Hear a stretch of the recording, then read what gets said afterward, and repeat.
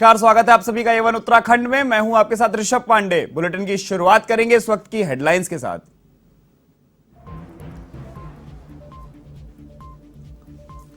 उत्तराखंड के मुख्यमंत्री धामी का खटीमा दौरा, भाजपा कार्यकर्ताओं और समर्थकों ने किया जोरदार स्वागत। लोगों से जनसंपर्क और संवाद का है कार्यक्रम।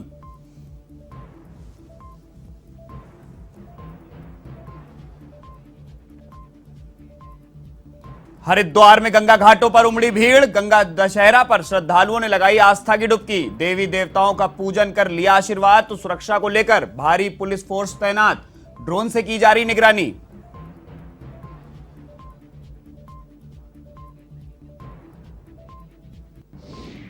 देहरादून विजिलेंस की टीम की डोईवाला में कार्रवाई। कानूनगो को 10,000 की रिश्वत लेते किया रंगे हाथ गिरफ्तार। कृषि भूमि में अकृषि भूमि घोषित करने की एवज में मांगी थी रिश्वत।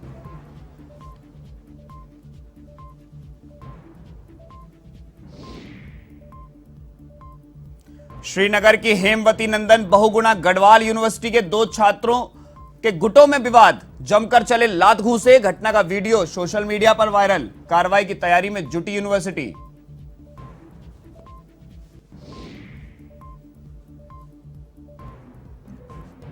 दिनेशपुर में ट्रक और बाइक की भिड़ंत। हादसे में बाइक सवार 2 की मौत। ट्रक को लिया कब्जे में तो चालक हुआ फरार।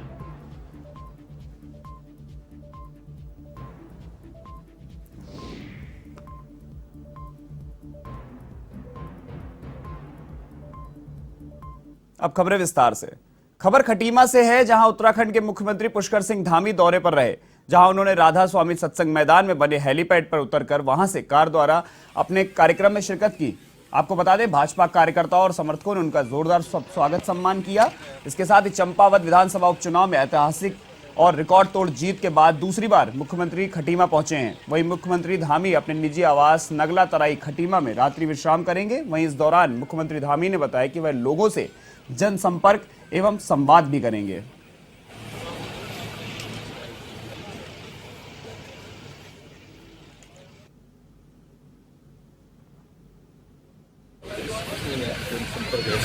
लोगों को सब संवाद है, लोगों से मिलना जुलना है, सभी की जो भी बातें हैं, जो समस्या है उनकी सुनवाई समाधान जगह जगह।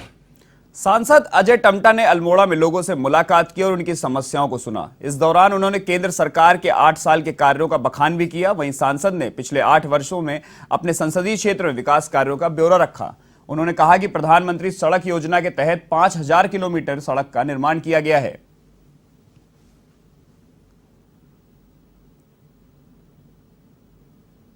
उत्तराखंड राज्य और मेरे लोकसभा क्षेत्र के अंदर हमने प्रत्येक गांव को, जो 150-250 के क्लस्टर वाले गांव थे, लगभग हमने 5,000 किलोमीटर की सड़कें गांव के लिए बनाई।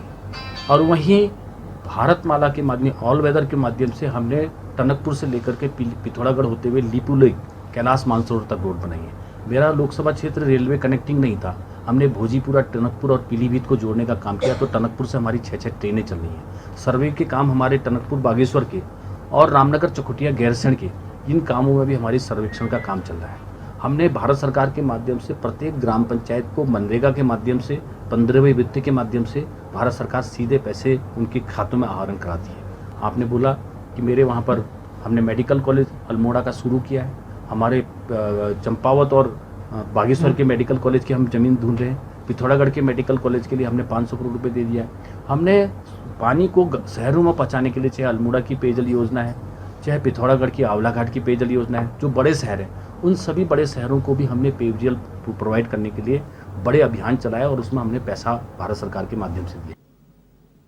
गंगा दशहरा के पावन पर्व पर देश के कोने कोने से श्रद्धालु गंगा स्नान के लिए हरिद्वार और ऋषिकेश पहुंचे। ऐसे में किसी भी बड़ी अनहोनी से निपटने के लिए पुलिस प्रशासन ने अपनी कमर कस ली है। हरिद्वार और ऋषिकेश के तमाम गंगा घाटों पर अतिरिक्त पुलिस फोर्स की तैनाती की जा चुकी है। ट्रैफिक व्यवस्था को बनाने के लिए भी अतिरिक्त पुलिसकर्मी चौक चौराहों पर तैनात किए गए हैं। आपको बता दें, श्रद्धालुओं के वाहनों के बढ़ते दबाव को देखते हुए ट्रैफिक प्लान भी बनाया गया है और जल पुलिस के जवानों और एसडीआरएफ की टीम को भी अलर्ट पर रखा गया है। बावजूद इसके उत्तराखंड पुलिस के डीजीपी अशोक कुमार ने श्रद्धालुओं से पुलिस का सहयोग करने की अपील भी की है। तो ये जो सभी देख रहे हैं,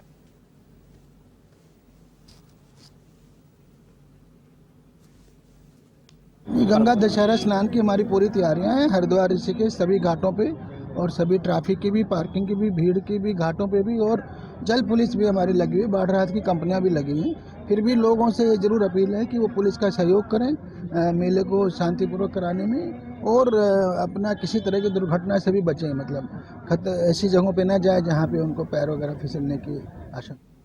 ऋषिकेश पर्यटन स्थल से उत्तराखंड के अन्य धामों के लिए रवाना होने वाले तीर्थयात्रियों को असुविधाओं का सामना नहीं करना पड़े, इसके लिए देहरादून जिला प्रशासन की ओर से लगातार व्यवस्थाओं का जायजा लिया जा रहा है। साथ ही प्रशासन व्यवस्थाओं को मुहैया कराने में जुटा हुआ है। जिलाधिकारी डॉक्टर राजेश कुमार का कहना है कि जहां से तीर्थयात्री रवाना हो रहे हैं, ऐसे स्थानों पर समय समय पर प्रशासन की ओर से निरीक्षण भी किया जा रहा है। वहीं जिलाधिकारी ने व्यवस्थाओं को पूर्ण रूप से दुरुस्त करने के लिए अधिकारी और कर्मचारियों को निर्देश दिए हैं। साथ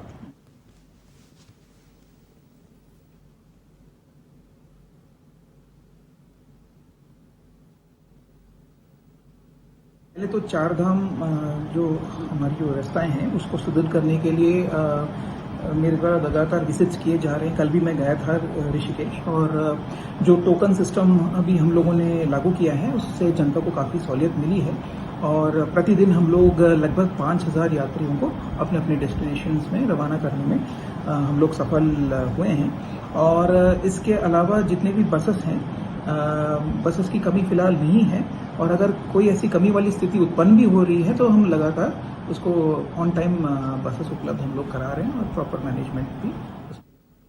उत्तराखंड आईटीडीए के तहत बनाए गए ड्रोन एप्लीकेशन सेंटर जहां एक तरफ देश की सीमाओं को सुरक्षित करने में अपनी महत्वपूर्ण भूमिका निभाई जा रही है, तो वहीं तकनीक के जरिए आपदा जैसे बेहद संवेदनशील समय में आधुनिक तकनीक के जरिए राहत के नए अवसरों को पैदा किया जा रहा है। सेंटर के तहत अब तक 1163 लोगों को प्रशिक्षण दिया जा चुका है, और इस अभियान के तहत बीएसएफ, आईटीबीपी, सीआईएसएफ, सीआरपीएफ के अलावा राज्यों की पुलिस को भी ड्रोन प्रशिक्षण दिया जा रहा है, जिसमें उत्तर प्रदेश और दिल्ली पुलिस शामिल हैं। उत्तराखंड आईटीडीए के निदेशक अमित सिन्हा ने बताया कि ट्रेनिंग अभियान के तहत न केवल ड्रोन ऑपरेशन बल्कि सीमा के करीब आने वाले अननोन फ्लाइंग ऑब्जेक्ट के एग्जामिनेशन को लेकर भी प्रशिक्षण दिया जा रहा है। यानी कि अब देश की सीमाओं पर कोई परिंदा भी पर ना मार पाए, इस तरह से तकनीक से लैस सैनिकों को किया जा रहा है।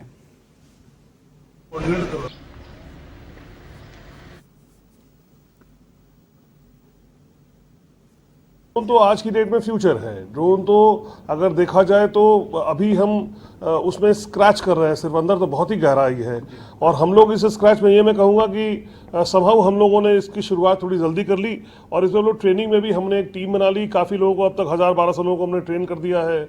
हमारा खुद का एक आरपीटीओ बनने वाला है। इस तरह से अगर देखें तो ड्रोन के मामले में हम लोग सेंसिटाइज करने का काम, और साथ में ड्रोन मैन्युफैक्चरर को उत्तराखंड की तरफ प्रेरित करने का काम, ये सब काम हम थोड़ा करवा रहे हैं। अपने यहाँ के पॉलिटेक्निक स्टूडेंट्स को भी ट्रेन कर रहे हैं, जिससे कि हमारे यहाँ एक ड्रोन मैन का फोर्स जो है वो एक बड़े स्तर पे उभर के आए।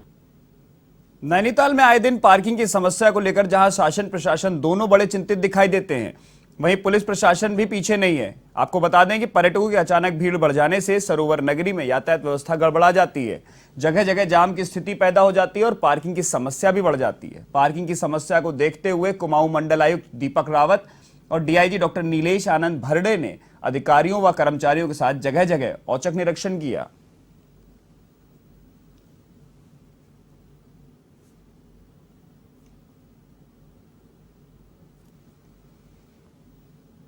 अब खबर उधम सिंह नगर के खटीमा से है, जहां सुजिया गांव में दो पक्षों के बीच जमीनी विवाद चल रहा है। मामले में एक पक्ष ने पुलिस पर कोर्ट के आदेश की पालना न करने और विपक्षी पक्ष पर मारपीट और घर का सामान बाहर फेंकने का आरोप लगाया है।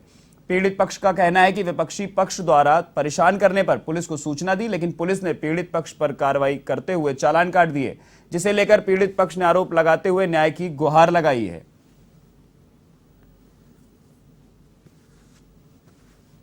देखिए, माननीय सिविल जज जूनियर डिवीजन खटीमा द्वारा एक आदेश किया गया, इंटरिम ऑर्डर उन्होंने पास किया है, जिसमें उनके द्वारा कहा गया है कि वादी के जो जहाँ पर वो रह रहे हैं उसमें विपक्षी द्वारा किसी प्रकार से हस्तक्षेप न किया जाए। उसी के अनुपालन में हमने थानाध्यक्ष को ये आदेश किया था कि इसका अनुपालन किया जाए। लेकिन अभी संज्ञान में आया कि उनके द्वारा इसका अनुपालन नहीं किया जाए, तो इसमें हम कार्रवाई करेंगे। उनसे भी हम आंसर पूछेंगे कि क्यों उनके द्वारा ये कार्रवाई की गई। सर, सिविल हमारा ये कर्तव्य है कि हम जो हमारे माननीय न्यायालय हैं उनके आदेशों का अनुपालन करवाएं, वो हम सुनिश्चित करवाएंगे।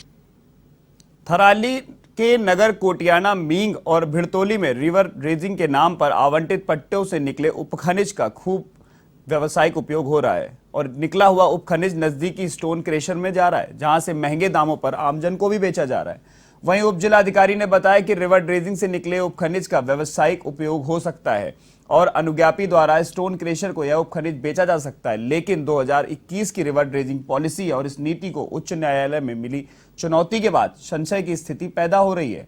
यही नहीं, नदी से निकले उपखनिज को जगह जगह भंडारित भी किया गया है।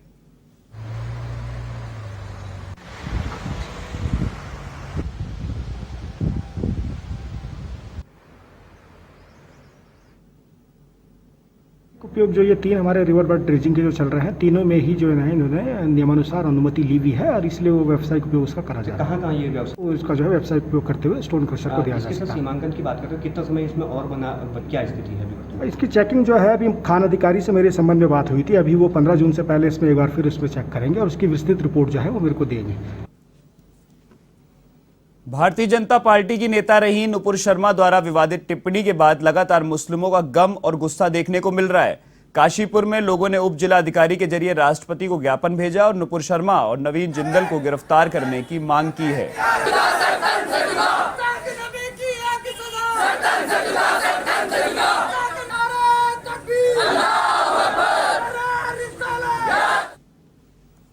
हम उस बयान की तो मजम्मत कर रहे हैं और करते रहेंगे हमेशा।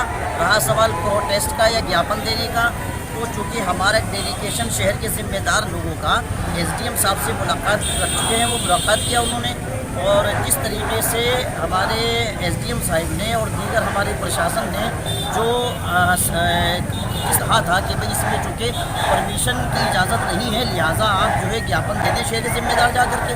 तो हमारे शहर के जिम्मेदार हजरात ने शहर इमाम मुफ्ती मुलाजिम साहब की क़यादत में एसडीएम कोर्ट जा करके एसडीएम साहब को ज्ञापन दे दिया है, जो उनके कहने के मुताबिक था।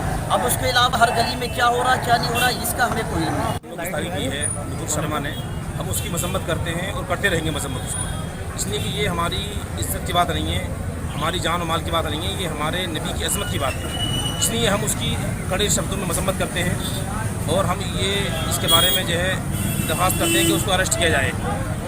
और हमने जिस तरह से पुलिस प्रशासन ने एसडीएम साहब ने गाइडलाइन जारी की थी कि चंद लोग आकर जो है वो एसडीएम साहब को जो है ज्ञापन दे दें, तो हम अपने शहर के जिम्मेदारों के साथ में वो हम एसडीएम साहब को ज्ञापन दे आए हैं। अब जगह जगह क्या हो रहा है इस बारे में तो हमें इसके बारे में कोई मालूमात नहीं है। हमारा जो काम करने का जिम्मेदारी थी हमारी शहर की, शहरी इमाम होने के नाते में उसको अपने साथ जिम्मेदार लोगों को लेकर में उस काम को हम कराए हैं। अब खबर पौड़ी के श्रीनगर से है, जहां हेमवती नंदन बहुगुणा गढ़वाल केंद्रीय यूनिवर्सिटी के बिरला परिसर में 2 छात्रों के गुटों में जमकर लात घूंसे चले। छात्रों के बीच हुई मारपीट को रोकने में यूनिवर्सिटी में तैनात सुरक्षाकर्मी भी नाकामयाब दिखाई दिए। वहीं मौजूद एक छात्र ने घटना का वीडियो बनाकर सोशल मीडिया पर वायरल कर दिया है। फिलहाल यूनिवर्सिटी वायरल वीडियो के आधार पर छात्रों की पहचान कर कार्रवाई की तैयारी कर रही है।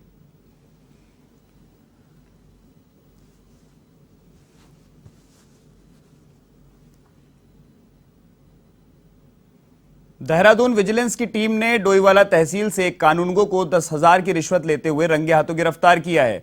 कानूनगो हरिद्वार निवासी मोतीलाल से उनके 2 भूखंडों को कृषि भूमि से अकृषि भूमि घोषित करने के एवज में रिश्वत मांग रहा था। जानकारी के मुताबिक ज्वालापुर हरिद्वार निवासी मोतीलाल ने टोल फ्री नंबर पर शिकायत दर्ज कराई कि उनके 2 भूखंड हैं जिसे वह कृषि भूमि से अकृषि भूमि घोषित कराना चाहते हैं। इसके लिए उन्होंने 31 अक्टूबर 2021 को आवेदन किया था, लेकिन रिपोर्ट लगाने के लिए कानूनगो प्रति फाइल 5,000 रुपए मांग रहा था। शिकायत के आधार पर विजिलेंस की टीम ने मामले की जांच की।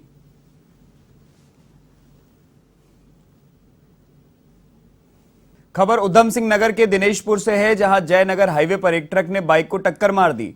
हादसे में बाइक सवार 2 लोगों की मौके पर ही मौत हो गई और ट्रक चालक मौके से फरार हो गया। वहीं सूचना पर क्षेत्राधिकारी पंतनगर और पुलिस घटनास्थल पर तत्काल पहुंचे और दोनों के शव जिला अस्पताल में भिजवाए हैं। वहीं ट्रक को कब्जे में लेकर पुलिस कार्रवाई में जुट गई है।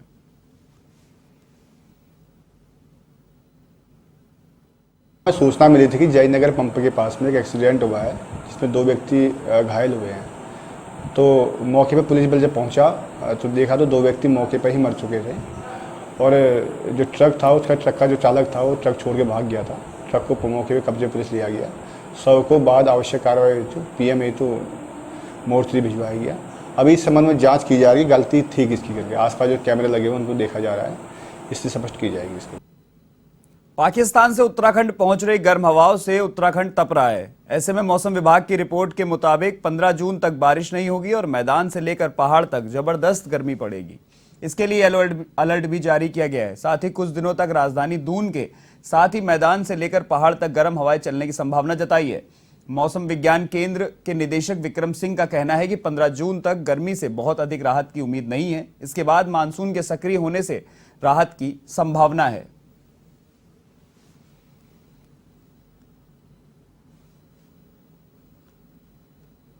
सीजन की अगर बात कर लें, जो पहले अभी गए आपके 2-3 महीने पहले, जिसमें कि मार्च से लेके और जो आपका मई तक का है, जिसको प्री मानसून सीजन या समर सीजन हम लोग बोलते हैं, तो उसमें भी आपने देखा कि 2 महीने शुरू के थे, मार्च और अप्रैल पूरे ड्राई रहे, फिर मई में अच्छी बारिश मिलनी शुरू हो गई, टेम्परेचर भी नॉर्मल है या नॉर्मल से कम आ गए, तो अच्छा रहा उसमें जो है। लेकिन अब फिर से आप देख रहे हैं कि जून आते ही जैसे जो शुरुआत हुई, तो पूरा ड्राई जो है जून से शुरू से ही ये चल रहा है।